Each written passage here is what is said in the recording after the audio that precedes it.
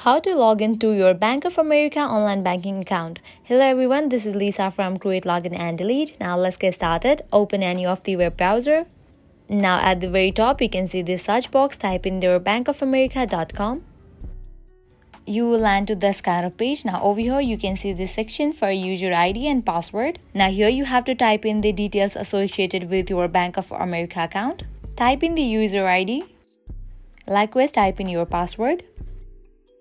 If you want to save your login info, you can put tick mark over here, save user ID, and then you can click on login. But in the case you have forgotten your password or ID, you can click on this option, forget ID and password, to recover it. Or if you are new and you want to create account, you can click on this option of enroll.